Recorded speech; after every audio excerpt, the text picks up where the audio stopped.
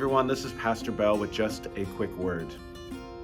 Today I want to take a moment to acknowledge the 2-year anniversary, if you will, of the COVID pandemic. It was about this time 2 years ago that this disease really started to break loose here in the United States, where we started to hear more stories about it on the news when events started to be canceled or postponed or changed, when the first lockdowns started to roll out, when offices were emptying out, and we realized something big was happening.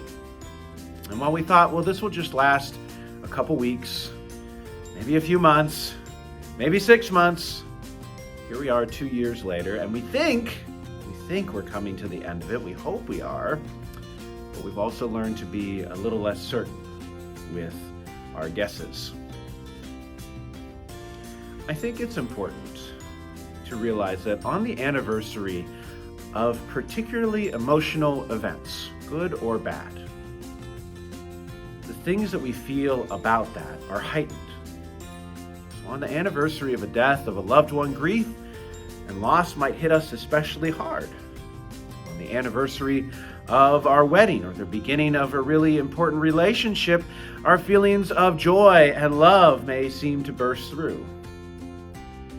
And so I think it's important, and my hope is that we can give space to feel however we feel about this most peculiar of anniversaries. For some people, the past 2 years have been very difficult. They have been ones of loss and change, of losing jobs, of having to move, of being forced to recreate on the fly your business or what it is you do with your friends and how to stay connected. It's marked by loneliness, has been and maybe still be in some cases. For others, these 24 months have been ones of growth, where they have become healthier and happier, where they found a new career or a new passion in their life, where they have found a new balance between what it is they do for money and what it is they do for love and what it is they do for fun. Whatever the case may be, over these next few weeks, I hope that we realize those things might well up a little stronger than they normally do. People might be a little more exuberant or a little more reserved, a little more joyful, or maybe even a little more angry. And I hope that we can have enough grace with our neighbors and our friends and with ourselves to be willing to feel those feelings, make space for them in our hearts and our minds and in our lives, and take a moment to acknowledge all that has happened, so that, having seen all that has happened before and all that we have experienced, we can begin to look forward with hope. We can acknowledge the pain and the struggle and the joy and the transformation and look forward with anticipation of what God might be doing next. So keep an eye out and an ear out over these next couple weeks.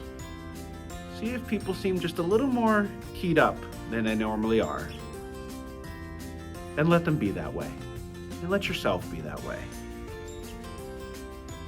Acknowledge what has happened to all of us over these past 2 years, but also continue to hope that God will guide us through whatever comes next. And there are certainly things right in front of us and on the horizon and yet to come.